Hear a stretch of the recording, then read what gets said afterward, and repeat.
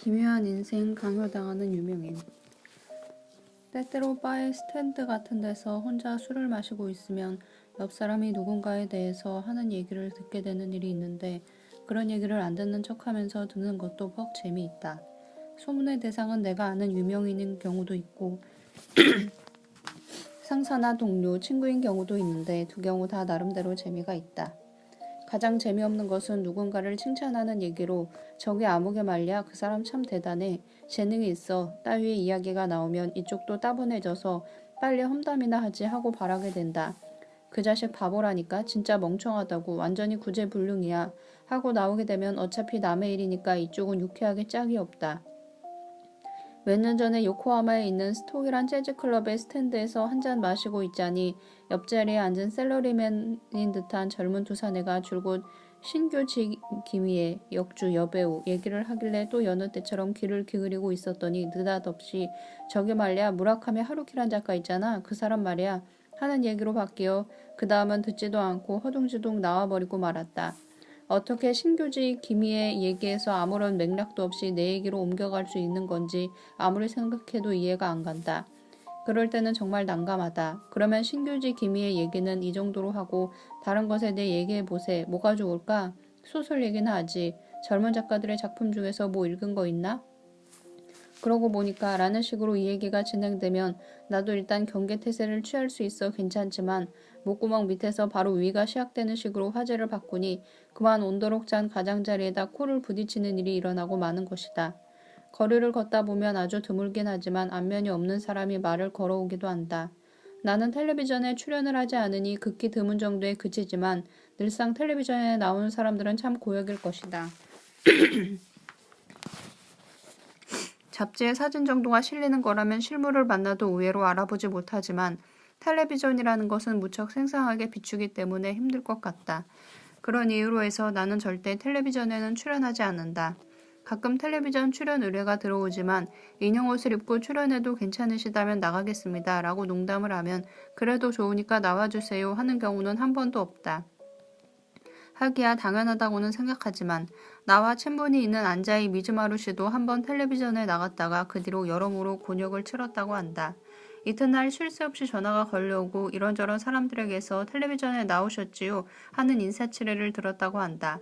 텔레비전이라는 건 굉장히 무섭다. 뭐니뭐니 해도 문예지가 제일이다. 문예지에 소설을 쓴다고 해서 전화가 걸려오는 일은 없으니까 말이다.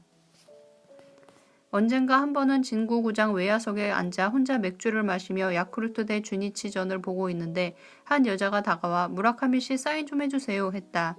나는 진구구장 외야 우익석에 오는 여자에게는 대체로 호감을 품고 있으므로 좋아요 하자 그 여자는 저기 힘내라 야쿠르트 스왈로즈라고 써주시겠어요? 라고 했다.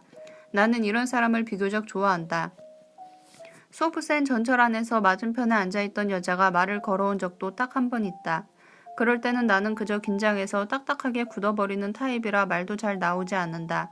상대방에게 대단히 미안할 따름이다. 게다가 전철 안에서 말을 걸어오면 주위 사람들도 힐끔힐끔 쳐다보므로 무지하게 부끄럽다. 야쿠르트 대 주니치전 때처럼 텅텅 비어있으면 나도 마음이 편하겠지만 아카사카에 있는 베르비라는 패션 빌딩의 대기실 의자에 뿌르툭한 얼굴로 앉아있을 때에 아내의 쇼핑 시간이 너무나 길어져서 누군가가 말을 걸어온 적도 있다. 이때는 젊은 남자로 무라카미 씨 앞으로도 열심히 해주십시오 라고 하길래 나도 모르게 네 열심히 하겠습니다 하고 대답하고 말았다. 이쯤 되면 프로 야구 뉴스의 인터뷰 같다. 내친김에 곰곰이 기억을 더듬어 보면 로폰기에서 젊은 커플이 말을 걸어온 적도 있다. 오차노미즈의 메이지 대학 앞과 신주쿠에 있는 이세탄 백화점 2층, 후지사와의 세이부 백화점과 오타루의 길모퉁이에서도 한 번씩, 오타루에서 만난 사람의 말에 따르면 홋카이도에서는 내 책이 비교적 많이 읽히고 있다고 한다. 그렇다고는 해도 오타루역 앞의 상점가에서 나 같은 사람의 얼굴을 알아보는 데는 정말 감탄하고 말았다. 그런 연유로 해서 하나둘 꼽아보면 소설을 쓰기 시작한 지 6년 동안 거리에서 안면 없는 사람들이 말을 걸어온 것은 전부 8번이다. 대개 1년에 한 번 남짓한 비율인데 이 말을 걸어온 빈도가 나 같은 일에 종사하는 사람에게 있어서 많은 수치인지 적은 수치인지는 나도 잘 모르겠다. 옛날에 뭐 가수가 살고 있는 맨션 옆에서 살았던 적이 있는데 이 사람이 차에서 현관까지의 10여 미터 거리를 전력 질주하는 광경을 종종 목격하곤 했다. 필시 팬들에게 붙잡히지 않으려고 그러는 것이라고 생각하긴 했지만 심야 1시가 지난 주위에 사람 그림자라곤 하나도 없을 때조차도 그렇게 하는 거였다. 유명인이란 상당히 기묘한 인생을 강요당하고 있는 모양이다. 탈모와 스트레스. 며칠 전 어떤 주간지로부터 나의 20대라는 난에 싣고 싶으니 20대 시절에 찍은 사진을 한 장 빌려달라는 전화가 걸려왔다. 나는 사진 찍는 것을 별로 좋아하지 않아서 지금도 그렇지만 20대에 찍은 사진이라고는 거의 없는데 그래도 여기저기 뒤적이다 보니 대여섯 장 정도가 나왔다. 그런데 불과 10년밖에 안 된 사진을 보고 발견한 사실인데 20대 시절보다도 지금이 확실히 머리숱이 많아졌다. 처음에는 헤어스타일이 달라서 그런가 하고 생각했지만 몇 번이고 다시 들여다보아도 지금이 더 머리숱이 많다. 부푼 데다가 밀도도 높다. 이발소에 다니는 횟수도 전보다 잦아졌다. 참 이상한 일이다. 나이를 먹으면서 머리숱이 많아졌다는 얘기는 별로 들어본 적이 없다. 친구들은 옛날에 비해 머리를 쓰지 않게 돼서 스트레스가 쌓이지 않으니까 그런 거 아니야? 하고 쉽게 말해버리지만 아무리 별 볼 일 없는 소설이라고는 해도 소설을 쓰기 위해선 역시 그 나름대로 머리를 써야 하고 머리를 쓰면 스트레스도 쌓이게 된다. 문단이라든가 업계라든가 세금이라든가 대부금도 있으니 작가라고 해서 느긋하게 마당에 내려앉은 참새나 바라보며 벌써 봄인가 라는 말이나 하고 있을 수 있는 시대가 아니다. 머리를 쓰지 않는다는 식으로 간단히 결론을 내려버리고 싶지는 않다. 나라고 해서 이런저런 어려움이 없는 건 아니다. 어려움이 외모에 반영되지 않을 뿐이다. 그렇긴 하지만 곰곰이 생각해보면 확실히 내 머리숱이 늘어나기 시작한 것은 전업 작가가 되고 나서부터다. 그렇다면 전업 작가가 된 게 내 생활에 어떤 변화를 가져왔는지를 돌이켜볼 필요가 있다. 그러면 내 머리숱이 많아진 비밀도 저절로 풀릴 것이다. 몇 가지 변화를 나열해보면 다음과 같다. 1. 도쿄를 떠나 교회에서 살게 되었다. 2. 다른 사람과 만나는 일이 극단적으로 줄어들었다. 3. 밤에 일찍 자고 아침에 일찍 일어나게 되었다. 4. 하루 3끼를 꼬박꼬박 챙겨 먹고 스스로 요리를 만들 수 있게 되었다. 5. 매일 운동을 하게 되었다. 6. 접대로 마시는 술자리가 현저하게 줄어들었다. 물론 머리숱이 적어지는 것에는 여러 가지 원인이 있어 한마디로 결론을 내릴 순 없다고 생각하지만 내 경우에는 이러한 생활의 변화가 머리카락의 상태에 좋은 결과를 가져왔다고 할 수 있을 듯하다. 뒤집어 말하면 등골 빠지게 소설을 쓰고 있지 않다는 얘기가 될지도 모르지만 말이다. 한때 5년쯤 전의 일이지만 나 역시 머리숱이 상당히 준 적이 있었다. 그 무렵에는 사업상 이런저런 말썽이 많아 지금도 그 일을 떠올리기만 해도 몹시 피곤하다. 그 때문에 머리카락이 계속해서 조금씩 빠졌었다. 욕실에 들어가 머리를 감으면 욕실 바닥의 배수구엔 언제나 기가 찰 정도로 많은 머리카락이 엉켜 있었다. 나는 워낙 머리숱이 많은 편이라 처음에는 그다지 신경을 쓰지 않았으나 이윽고 목욕을 하고 거울 앞에 서면 머리카락 사이로 두피가 약간 보일 지경에 이르렀고 그러는 사이 주변 사람들로부터 머리숱이 좀 준 거 아니냐라는 소리를 듣게 되었다. 이런 지경에까지 이르자 나도 꽤 머리를 의식하게 되어 헤어스타일을 바꾸기도 하고 헤어토닉으로 정성껏 두피를 마사지하기도 했다. 탈모라든가 발기부전이라든가 하는 것은 후자는 아직까지는 관계없지만 비만이나 금연과 달리 스스로 암만 노력해도 어떻게 바꿀 수 있는 일이 아닌 만큼 당사자는 몹시 울적하다. 그러나 사람들이란 참으로 잔인해서 본인이 신경을 쓰면 쓸수록 괜찮아 요즘엔 가발도 잘 나온다고 라든가 하루키 씨는 머리가 벗겨지면 벗겨진 대로 꽤 귀여울 거예요 라는 둥 정말 집요하다. 어느 한쪽 귀가 잘라져 나갔다거나 하는 얘기라면 모두들 안 됐다고 동정하지 앞에서 놀리거나 하지는 않을 테지만 탈모라는 건 구체적인 아픔을 동반하는 게 아니니까 진지하게 동정을 받는 일은 거의 없다. 특히 젊은 여자들은 자신도 머리가 벗겨질 수 있다는 공포심을 갖고 있지 않은 만큼 이런 문제에 대해서는 상당히 천진난만하다. 어머 세상에 정말 벗겨지잖아. 어디 좀 보여줘요. 어머 두피가 보여. 와 싫다 싫어. 라는 식으로 이런 때는 정말 화가 난다. 그래도 다행스럽게 나를 둘러싸고 있던 귀찮고 불쾌한 상황이 개선됨에 따라 빠지는 머리카락의 양도 서서히 줄어들어 두세 달이 지날 무렵에는 머리카락이 완전히 예전 상태로 회복되었다. 그 이후로 머리카락에 대해서 걱정을 했던 적은 한 번도 없다. 언젠가 또다시 어떤 연유로 해서 거대한 트러블에 말려들어 머리카락이 빠지기 시작할지도 모르지만 그때까지는 자질구레한 일에 안달복달하지 않고 지나치게 많은 일을 하지도 않고 느긋하게 하루하루를 보내고 싶다. 공부 기피증과 공부 중독증. 세상에는 크게 나누어 다른 사람에게 무언가 가르치기를 좋아하고 그것을 잘하는 사람과 다른 사람에게 무언가 배우기를 좋아하고 그것을 잘하는 사람이 있다고 생각한다. 물론 양쪽 다 잘하는 사람도 있고 양쪽 다 못하는 사람도 있겠지만 대충 처음에 말한 두 가지 타입으로 나뉠 것이다. 나는 어느 쪽이냐 하면 배우기를 좋아하는 타입으로 다른 사람에게 무언가를 가르치는 데는 전혀 소질이 없다. 그러니까 강연 의뢰라든가 문화교실의 소설 작법 강좌를 맡아달라는 의뢰 같은 게 들어와도 언제나 사양하고 있다. 세상에서 뭐가 불행하니 어쩌니 해도 가르치는 게 서툰 사람이 남에게 무언가를 가르쳐야 할 때만큼 불행한 일은 없다. 나한테 소설 작법을 배운 사람이 훗날 도대체 어떤 소설을 쓸지를 상상하는 것만으로도 머릿속이 복잡해진다. 가르치는 쪽도 불행이지만 배우는 쪽 역시 대단히 불행한 것이다. 미국의 대학에는 문학 창작과 크리에이티브 코스라는 게 있어서 작가가 학생들에게 소설 쓰는 법을 가르친다. 나도 실제로 본 건 아니므로 정확하게는 말할 수 없지만 대략 10명 내외의 학생들이 일주일에 한 번 모여서 자신이 쓴 단편소설을 발표하기도 하고 거기에 대해 토론을 하기도 하는 모양이다. 그리고 교수인 작가가 학생들의 작품을 체크하고 고쳐쓰기 위한 충고를 해준다고 한다. 이 시스템의 장점은 학생들이 전업 작가와 접촉하여 실전적인 충고를 받을 수 있다는 것과 작가의 수입이 안정된다는 데 있다.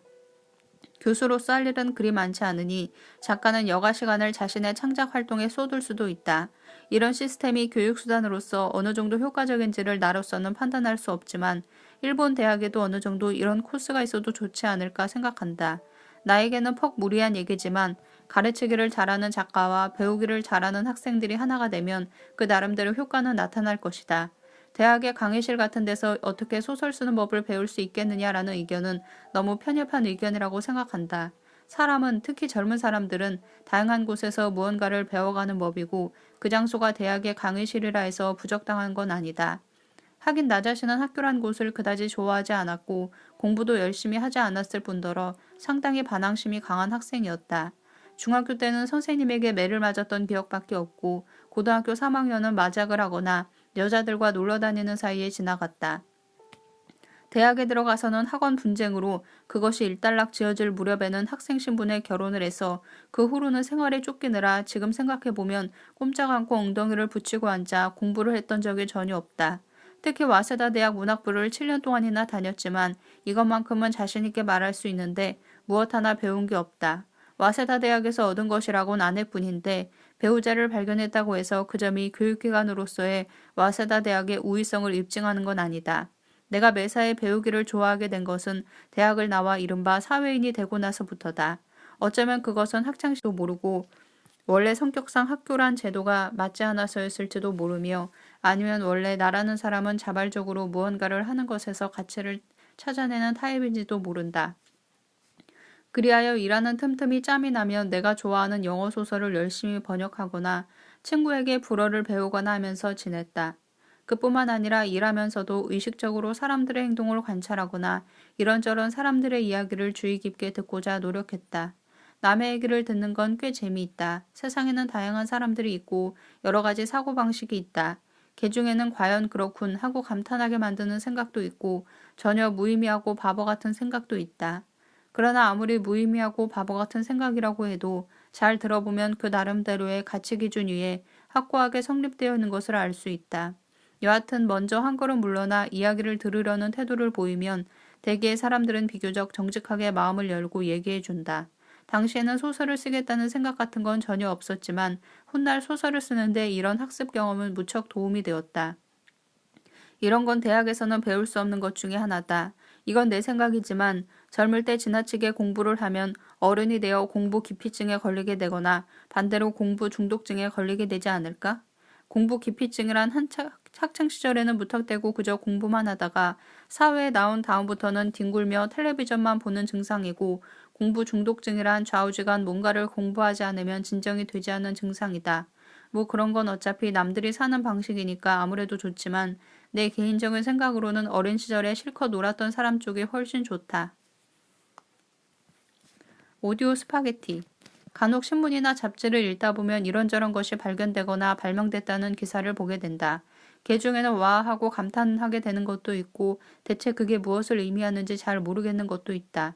예를 들어 도쿄대학 의학부의 모모 박사는 일본 원숭이의 뇌하수체를 정기적 처리에 의해 계층화하는 데 성공했다라는 소리를 들어도 이것은 물론 엉터리로 지어낸 얘기지만 도대체 그게 무슨 말인지 전혀 이해가 가지 않는다. 그러나 설령 와하고 감탄하게 되는 유의 일이라도 그게 어떤 원리에 입각하여 어떠한 단계를 거쳐 성립되었는가에 이르면 나로선 도통 이해할 수 없다. 나는 옛날부터 화학이나 물리에는 굉장히 약했던 것이다. 이런 발명 및 발견은 1. 어떠한 필요에 의해서 2. 그 필요를 충족시키기 위한 필연적인 이론적 고찰 및 시행착오가 있은 후에 3. 발명 및 발견에 이른다. 라는 과정을 거치지만 1과 3은 대충 이해할 수 있어도 이해 부분에 대해서는 너무 어려워 잘 모르겠다. 그러니까 1. 이러저러한 필요가 있어서 2. 얼렁뚱땅 3. 이러한 것이 생겨났다. 라는 정도의 인식으로 모든 게 끝나버린다. 요컨대 비디오를 예로 들면 1. 영상을 테이프에 간단히 녹화할 수 있으면 편리하다. 2. 얼렁뚱땅 3. 비디오가 생겨났다. 라는 식이다. 비디오가 어떤 원리로 성립되어 있는지 나로선 전혀 설명할 수 없다. 그러나 일상적으로 나는 비디오를 별다른 지장 없이 사용하고 있고 제법 귀중하게 여기고 있다. 와트의 증기기관이나 마르코니의 전신장치라든가 라이트 형제의 비행기 정도라면 나도 어떻게든 그 원리를 이해할 수 있는데 얘기가 그 이후의 테크놀로지에 이르면 내게 있어서는 거의가 어둠 속 저편에 묻혀있을 뿐이다. 그러나 그런 상태에 놓여 있는 건 결코 안이하게 동료의식을 구하고 있는 건 아니지만 나 한 사람만은 아닐 거라고 생각한다. 가령 모두들 일상적으로 사용하고 있는 2,000에서 3,000엔만 내면 손쉽게 살 수 있는 포켓형 계산기만 해도 어떻게 그렇게 작은 물건이 루트 13 곱하기 루트 271을 계산할 수 있는지 제대로 설명할 수 있는 사람은 그리 많지 않을 것이다. 세상의 일반적인 사람들은 분명히 나처럼 이건 원래 이런 거니까 하고 계산기를 사용하고 있을 게 틀림없다. 그렇게 보면 우리는 테크놀로지에 관한 한 이른바 절대 군주제 같은 체제하에 놓여져 있는 셈일지도 모른다. 어느 날 갑자기 측면 같은 새로운 발명 내지는 새로운 발견이 하늘에서 뚝 떨어져 모두들 이게 무슨 일일까 라든가 잘 모르겠는데 하며 와글와글 떠들다가 그래도 어쨌거나 임금님 어명이시니까 틀림없을 거야 라는 말에 길들어져 버리는 것이다. 적어도 기술에 관해서는 민주주의라는 것도 완전히 무너지고 마는 것 같다. 나는 현재 집에 2대의 레코드 플레이어와 3대의 카세트 테이프 리코더, 1대의 FM 튜너와 2대의 VTR, 1대의 레이저 디스크 플레이어를 두고 사용하고 있는데 마치 지옥과 같은 나날이 계속되고 있다. 우선 3대의 카세트 테이프 리코더를 테이프 셀렉터에 연결하고 VTR과 레이저 디스크 플레이어를 비디오 셀렉터에 연결한다. 그리고 비디오 셀렉터에 FM 튜너의 출력선을 꼽아 하이파이 녹음을 할 수 있게 한다. 그것을 오디오 테이프에 더빙할 수 있도록 비디오 셀렉터의 출력선을 테이프 셀렉터에 꼽는다. 그러고 나서 FM 튜너의 전원을 오디오 타이머에 꼽아서 하고 생각하다 보면 도중에 뭐가 뭔지 모르게 뒤죽박죽이 되고 만다. 예를 들어 레코드를 들으면서 FM 방송을 비디오 데크에 녹음하고 그것을 동시에 카세트에 더빙하는 게 가능한가 따위의 질문을 받으면 잠시 생각하지 않고는 결론을 내릴 수 없을 뿐더러 내려진 결론도 대개는 틀리기 일수다. 배선을 메모한 종이를 뚫어져라 들여다봤지만 머리만 혼란스러워질 뿐이다. 집사람은 처음부터 그런 노력은 아예 포기한 터라 오디오에는 손도 대지 않는다. 가장 곤란한 건 이사를 할 때다. 기계를 늘어놓고 배선을 다시 하는 데만 하루가 꼬박 걸린다. 그러니까 이 출력선이 이쪽 입력선으로 가고 라며 낑낑거리다 보면 점점 어째서 내가 이런 짓을 하지 않으면 안 되는 거야? 하는 절망적인 기분이 들기 시작한다. 고교 시절에 처음 오디오 시스템을 갖췄을 무렵에는 세계가 훨씬 단순했다. 플레이어와 스피커를 통한 앰프, 그런 게 있었다. 연결하기만 하면 모든 게 끝나고 그 다음은 느긋하게 음악을 듣기만 하면 되었던 것이다. 그러던 것이 지금은 스파게티 5인분을 바닥에 퍼질러 놓은 것 같은 코드 더미에 쭈그리고 앉아 악전고투하지 않으면 안 된다. 이것을 민주주의의 죽음이라고 부르지 않으면 대체 뭐라 할 수 있단 말인가.